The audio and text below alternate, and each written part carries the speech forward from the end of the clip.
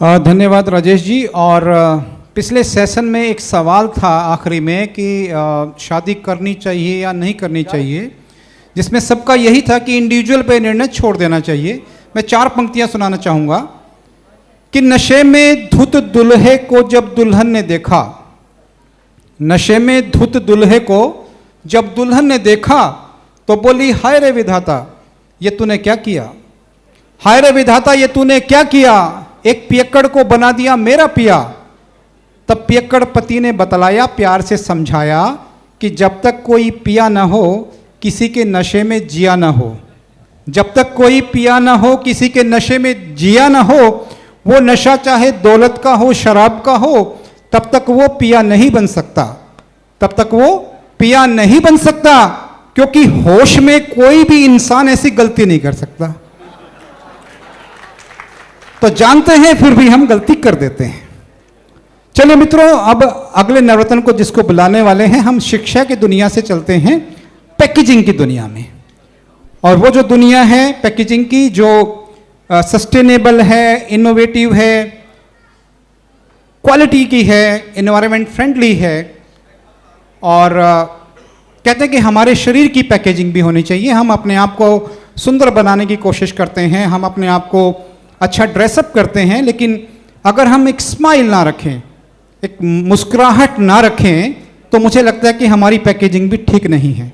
तो आज की अगली शख्सियत जिनको मैं बुलाने वाला हूं वो मुस्कुराहट की पर्यायवाची हैं। हमेशा स्माइल उनके चेहरे पे मैंने देखी है। और आपकी जानकारी में मैं लाना चाहूँगा कि भिवानी परिवार मैत्री संघ की जो शुरुआती संरक्षक हैं उनमें से एक हैं मीना गुप्ता जी। और मुझे याद है 15 वर्ष पहले मैं अरविंद गर्ग जी के साथ आपके घर आपको पैटर्न मेंबर बनाने के लिए गया था। और अगर हम नवरत्न की बात करें, आप देख सकते हैं कि 27 फोटो हमारे मंच के दाईं ओर हैं। तो सारे के सारे पुरुष जो हैं उद्यमी हैं। आज पहली नवरत्ना जो है महिला आज हमारे बीच उपस्थित है। तो कहते हैं कि पैकेजिंग मुस्कुराहट के साथ होनी चाहिए, और आपकी मुस्कुराहट ने हमारे होश उड़ा दिए, आपकी मुस्कुराहट ने हमारे होश उड़ा दिए। हम होश में आने ही वाले थे, आप फिर मुस्कुरा दिए। तो ये जो यात्रा है 1983 से एसएस मेटल इंडस्ट्री से शुरू हुई, और 1993 में भारत प्रोडक्ट लिमिटेड के नाम से प्रतिष्ठान बना, और जो कि 1998 में भारत पेट लिमिटेड के नाम से। तो जो प्रतिष्ठान है वो भारत पेट लिमिटेड के नाम से पैकेजिंग इंडस्ट्री का बड़ा नाम है, जिसके जम्मू, सोनीपत, दिल्ली और अंकलेश्वर में प्लांट हैं। और इससे पहले कि मैं मीना जी को बुलाऊं, एक वीडियो हम उनका देखना चाहेंगे। एक वीडियो प्लीज। कभी कभी जीवन हमें ऐसे लोगों से मिलाता है जिनकी सोच और सेवा पूरे समाज को दिशा देती है। ऐसी ही प्रेरणादायक शख्सियत है श्रीमती मीना गुप्ता जी, जिनका जीवन परिवार, व्यवसाय और समाज सेवा का अद्भुत संगम है। 31 जनवरी 1965 को हरियाणा के भिवानी जिले के चांदवास गांव में जन्मी मीना गुप्ता जी का जीवन हमेशा से ही सांस्कारिक और पारिवारिक मूल्यों से जुड़ा रहा। आपके पिता नागरमल चांदवासिया जी और माता जी श्रीमती गुलकंदी देवी ने आपको उच्च संस्कारों और शिक्षा की मजबूत नींव दी। भिवानी से ही आपकी शिक्षा प्राप्त करने के बाद का विवाह सिवानी के उद्योगपति श्री सुभाष गुप्ता जी से हुआ। विवाह के बाद आपने केवल गृहिणी की भूमिका ही नहीं निभाई, बल्कि अपने पति के साथ कंधे से कंधा मिलाकर व्यवसाय को नई ऊंचाइयों तक पहुंचाने का भी कार्य किया। आपके नेतृत्व और परिश्रम से भारत पेट लिमिटेड 1200 से भी अधिक परिवारों की आजीविका का साधन बन चुका है। आपने हमेशा व्यवसाय को सेवा भाव से जोड़ा और कर्मचारियों को परिवार का हिस्सा मानकर आगे बढ़ाया। व्यवसाय के साथ साथ समाज सेवा के क्षेत्र में भी मीना गुप्ता जी ने अद्वितीय कार्य किए हैं। महाराजा अग्रसेन अस्पताल पंजाबी बाग के प्रेसिडेंट के दायित्व में आप स्वास्थ्य सेवाओं को आमजनों तक पहुंचाने में सक्रिय रही हैं। महिला मंडल पंजाबी बाग की आप संस्थापक अध्यक्ष हैं। इनोवेटिव कॉर्पोरेटिव बैंक की आप उपाध्यक्ष हैं। आपकी सेवाओं और समर्पण को देखते हुए समाज ने आपको हमेशा अग्रणी स्थान दिया है। सर्वश्रेष्ठ समाज सेवी महिला सहित कई सम्मान आपके नाम दर्ज हैं। आपकी पहचान एक सफल उद्यमी, से कहीं आगे बढ़कर एक सशक्त महिला, समर्पित समाज सेवी और प्रेरणा स्रोत के रूप में हुई है। मीना गुप्ता जी का जीवन इस बात का प्रमाण है कि दृढ़ निश्चय, परिवार सहयोग और सेवा भाव से हर सपना साकार किया जा सकता है। वे आज भी समाज और परिवार दोनों के लिए प्रेरणा का स्रोत बनी हुई हैं। आज हिमानी परिवार में त्रिसंघ को मीना गुप्ता जी को नवरत्न अवार्ड देते हुए गर्व महसूस हो रहा है। तो आइए तालियों के साथ स्वागत करते हैं मीना गुप्ता जी का। जय भिवानी, जय हरियाणा, जय हिंद। आइए हम सब स्वागत करते हैं मीना गुप्ता जी का और टीम से अनुरोध करता हूं कि एक ससम्मान उनको मंच पे लाएं। और मीना जी से साक्षात्कार करने के लिए मैं बुलाना चाहूंगा प्रतीक अग्रवाल को। और इससे पहले एक बार मैं अपनी टीम में से कांता बजाज जी को, पूजा बंसल जी से अनुरोध करता हूं और राजेश जी से अनुरोध करता हूं कि एक बुके से मीना गुप्ता जी का स्वागत करें।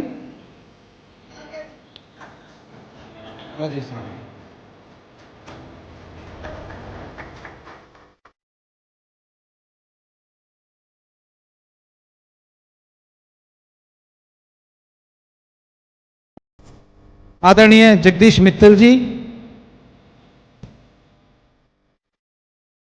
महाराजा अग्रसेन मेडिकल कॉलेज के प्रतिनिधि के रूप में, और सम्मान कर रहे हैं मीना गुप्ता जी का।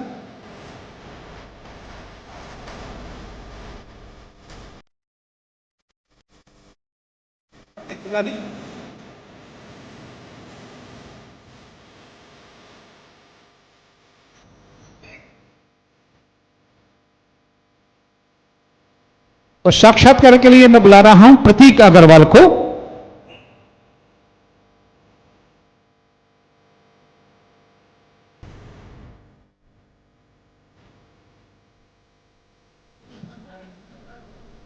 मीना गुप्ता जी एक डायनेमिक लेडी हैं, हमारी बहन है और पंजाबी बाग महिला मंडल जो अद्भुत इतने बड़ा संगठन महिलाओं का बना रखा है, दिल्ली का कोई अग्रवाल समाज का इतना बड़ा हॉस्पिटल का वो संचालन करती हैं। सामने अंकुर बैठे हैं, अंकुर गुप्ता बैठे हैं, राहुल गुप्ता बैठे हैं, दो उनके ऐसे लाडले बेटे हैं जो माँ की हर बात के ऊपर 24/7 किसी भी काम के लिए तैयार रहते हैं। क्योंकि जो महाराजा अग्रसेन हॉस्पिटल का चुनाव था उसमें एक वॉलंटियर के रूप में, कार्यकर्ता के रूप में मैं भी था। बिल्कुल थे जी आप।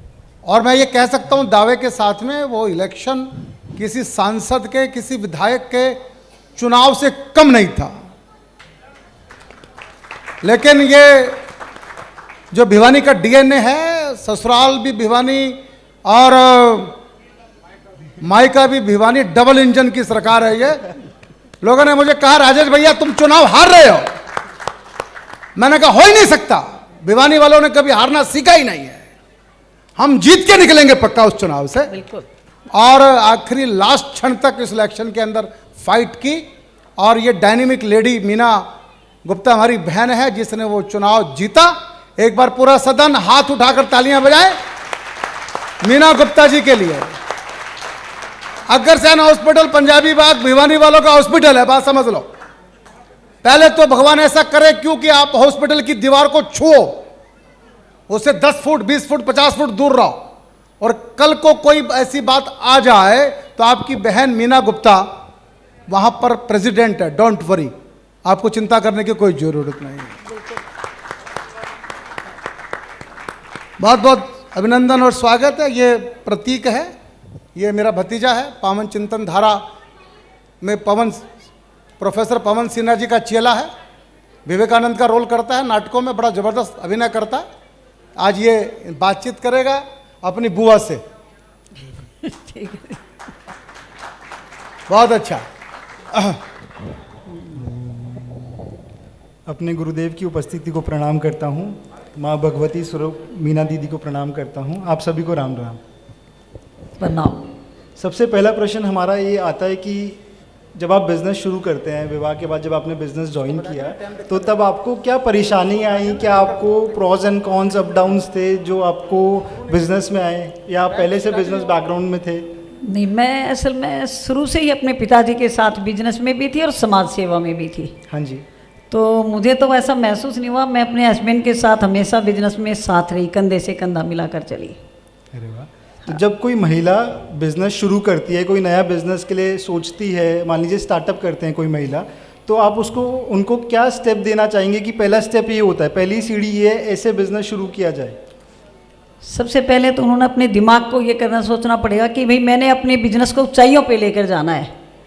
सोचना नहीं है, पहले मन में ये विश्वास होना चाहिए सबसे पहले, तो हम उस कामयाबी को हासिल करके और ऊपर चले जाते हैं। हाँ जी। पीछे नहीं हटना होता उसके अंदर। नहीं तो काफ़ी बार ये होता है कि हस्बैंड पीछे करेंगे या महिला कुछ कहेगी, मदर्स कुछ कहेगी, लेकिन नहीं, अगर मन में विश्वास है और पक्का विश्वास है तो हम उस विश्वास को जीत लेते हैं। और आगे हमें ये देखना है कि हमें बिजनेस में किस बिजनेस को करना है और कैसे करना है, उसको उस प्राथमिकता को पहले देना चाहिए। तो एक महिला ये समन्वय कैसे बनाए कि घर भी संभालना है, पति का देखभाल भी करना है, बच्चों का देखभाल भी करना है, सारी चीज़ें घर की संभालनी है और बिजनेस भी करना है? भगवान ने महिलाओं को शक्ति ज़्यादा दी है, बिल्कुल। घर संभालने के लिए भी, बच्चों के लिए भी और बिजनेस के लिए भी। ये तो एक भगवान ने बनाया ही है महिला को ऐसा। बिल्कुल। आप भारत पेट को लीड करते हैं, तो आप इसके लिए क्या विजन सोचते हैं आगे, कि इस कंपनी का क्या विजन होगा और आगे, और क्या आपकी कंपनी आईपीओ लाने वाली है जल्दी? बिल्कुल, मैं इस कंपनी को बहुत आगे, जैसे कि पहले हमारा दिल्ली में था, फिर सोनीपत, फिर हमने जम्मू और हमने अंकलेश्वर, अब हमारी एक फैक्ट्री भिवाड़ी लगी है और आगे भी इसको हैदराबाद के अंदर भी एक प्लांट लगाएंगे और आगे ऊंचाइयों पर बढ़ाना चाहेंगे और भगवान ने चाहे तो आईपीओ बहुत जल्दी लाएंगे। बहुत बहुत ऐसा मेरा शुभकामनाएं। मानना है। बहुत बहुत शुभकामनाएं। जैसे आप बिजनेस भी कर रहे हैं, समाज सेवा भी कर रहे हैं और आप बिल्कुल। शुरू से कर रहे हैं, तो हाँ जी। आपने बच्चों की परवरिश कैसे की? वो क्या बीज मंत्र थे कि आपने बच्चों की परवरिश की, वो भी अब बिजनेस में आ गए, आपके साथ हैं? बच्चों की परवरिश करना तो एक माँ का धर्म है सबसे पहले, लेकिन बच्चे भी उतने शरीफ थे। मदर इन लॉ का बड़ा हाथ रहा और हस्बैंड का भी बड़ा हाथ था। दोनों मिलकर गाड़ी को चलाने के लिए सुबह एक मीटिंग करते थे कि हमने गाड़ी कैसे चलानी है दोनों को। तो इसलिए बच्चों की परवरिश के साथ समाज का काम और बिजनेस का काम दोनों बड़े अच्छे से किया। बहुत अच्छा। जैसे आज हम देखते हैं कि बच्चे गलत राह पे जा रहे हैं, तो उन महिलाओं को क्या आप टिप्स देना चाहेंगे कि वो बच्चों की परवरिश कैसे करें? क्योंकि आज के युग में बच्चे मोबाइल के अंदर ज़्यादा लग गए हैं और महिलाएं भी ज़्यादा मोबाइल देखती हैं। उसमें हर एक महिला शामिल है। मैं महिला होने के नाते ये वर्ड कह रही हूँ, माफ़ कीजिएगा मुझे, क्योंकि आज फेसबुक, इंस्टाग्राम हम उस पर लगे रहते हैं सभी महिलाएं। लेकिन उसके साथ साथ हमें अपने बच्चों को ये देखना चाहिए कि हमारे बच्चे क्या कर रहे हैं, क्योंकि जब तक हम बच्चों का ध्यान नहीं करेंगे, बच्चों को अपने विचार नहीं रखेंगे, अपनी संस्कृति के बारे में नहीं बताएंगे, तो बच्चे गलत राह पर चलते हैं। तो हमें ये संस्कृति जो आज मैं राजेश भाई जी ने ये रखे हैं, इसके लिए मैं आपका बहुत बहुत धन्यवाद करती हूँ। और जो ये अवार्ड तो आपका एक भिवानी परिवार का ही है, और मैं इसके लिए इसीलिए कहना चाहती हूँ कि आप लोगों के अंदर ये एक शिक्षा भाव का, संदेश का भाव पैदा कर रहे हैं और ये आगे हमेशा चलता रहना चाहिए। बिल्कुल। ताऊ जी के लिए भी मैं भी एक बात कहना चाहूँगा। जैसे गुरुदेव कहते हैं विचार का प्रचार ही उसका खुराक होती है, तो आप सभी लोग भी लोगों को भिवानी परिवार से जोड़िए और इस परिवार को और बड़ा कीजिए। बिल्कुल। आपसे ये जानना चाहेंगे कि क्या वो इंस्पायरिंग लाइंस थी जो आपके मन में आती कि डेली उठ के कि मुझे दोबारा ये काम करना है, महिलाओं को जोड़ना है, सेवा कार्य करना है, कि कुछ लोग करते हैं 6 महीने करते हैं, 8 महीने करते हैं, साल भर करते हैं, फिर छोड़ देते हैं। वो क्या ऐसी चीज़ें जो आप आज तक उसको कंटिन्यू लेके जा रहे हैं? मेरा ना शुरू से ही, बचपन से ही इरादा था कि मैं समाज की सेवा करूं, क्योंकि मेरे पिताजी बचपन से मेरे को साथ लेकर जाते थे। कोई भी सेवा का कार्य होता था तो वो करते थे, मैं उनके साथ बचपन से जाती थी।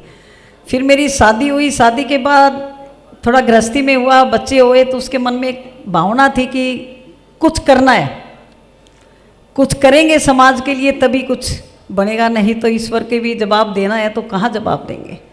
तो वो सेवा भाव जब से जागा था तब से आज तक दिन प्रतिदिन कुछ और ऊंचाइयों पर ही जा रहा है कि कुछ हम अपनी कमाई का हिस्सा अगर समाज सेवा में लगाएंगे तो ही हमारा समाज चलेगा। अद्भुत क्योंकि हम अपने साथ तो कुछ लेकर नहीं जाएंगे, खाली हाथ आएंगे खाली हाथ जाएंगे। बस यही एक कमाई का साधन है। इसके लिए आपने पंजाबी बाग में एक महिला मंडल भी बनाया, तो उसका क्या उद्देश्य है और वो कैसे कार्य कर रही है? उसका उद्देश्य अपनी संस्कृति का जोड़ने का है, क्योंकि महिलाओं की संस्कृति, महिलाओं का क्लब नहीं, एक एनजीओ है, उसके अंदर हम बहुत सारे कार्यक्रम करते हैं।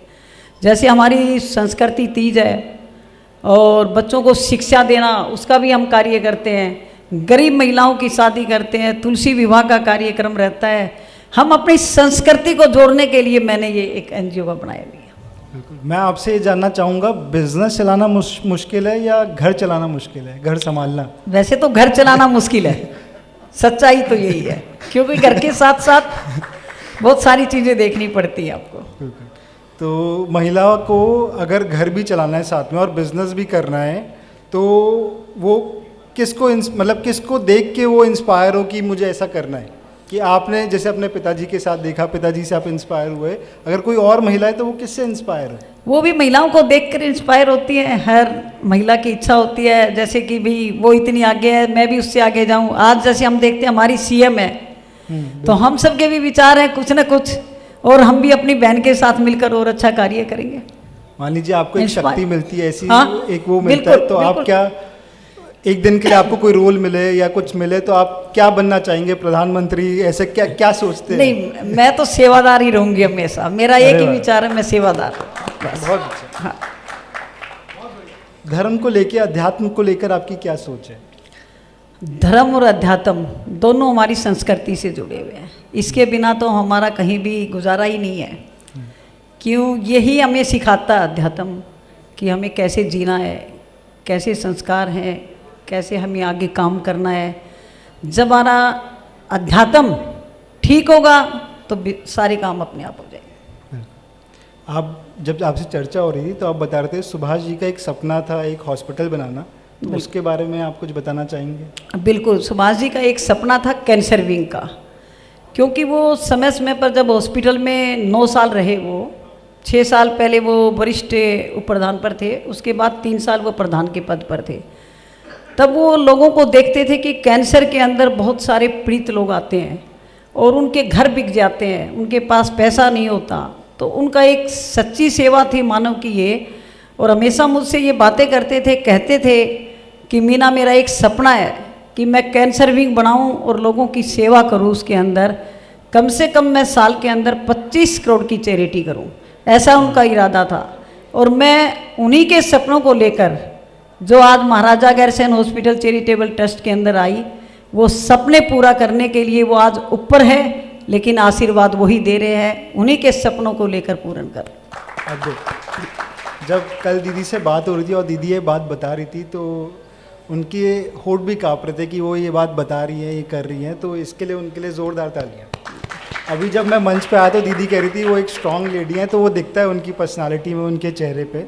तो आपका बहुत बहुत साधुवाद, आश्रम भिवानी परिवार में आए और ये पहली महिलाएं हैं जो नवरत्नी बनी, तो आपका बहुत बहुत साधुवाद। धन्यवाद। मैं भिवानी परिवार को बहुत बहुत धन्यवाद करती हूँ। वैसे मैं ससुराल भी भिवानी है मेरा, जिला भी भिवानी है और पैदाइश भी भिवानी की है। तो मैं और भिवानी परिवार से तो वैसे भी लिंक है, राजेश भाई चेतन जी से तो अक्सर बातें होती रहती हैं भिवानी परिवार के बारे में, क्योंकि हम जुड़े हुए हैं उसकी संस्कृति से। बिल्कुल, बहुत बहुत साधुवाद। और मैं राजेश भाई आपको बहुत बहुत धन्यवाद करती हूँ कि आपने आज अपनी बहन को चुना और एक नवरत्न अवार्ड दिया। ऐसे ही हमारे समाज में महाराजा अग्रसेन हॉस्पिटल में भी एक महिला को 40 साल बाद चुना है, तो ये भी एक बहुत बड़ी प्रवृत्ति की विषय है। धन्यवाद। हेलो, ऐसा है बहन, 2029 के बाद महिलाओं का ही राज आ रहा है। देश में भी महिलाएं होंगी, सब जगह महिलाएं होंगी। प्रमोद भैया, जी, और अभी हमने साक्षात्कार सुना मीना गुप्ता जी का, और आप बिल्कुल सरल सहज आपने जवाब दिए, और कहते हैं कि जिंदगी को खुला छोड़ दीजिए जीने के लिए। जिंदगी को, आइए सब परिवार के जन जो हैं शामिल हों इस सम्मान में, और बिल्कुल तत्परता से, सहजता से, सरलता से आपने जवाब दिए। जितने भी परिजन हैं एक बार मीना जी के साथ, वो एक बार आ जाएं मंच पे, सबको सम्मान करना चाहते हैं।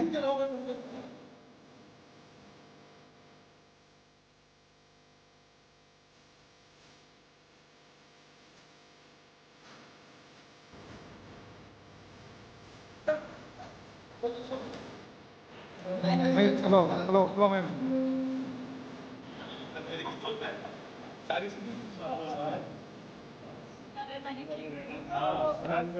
यस, इनकी सहजता सरलता यही इनकी ताकत, एक पावर है।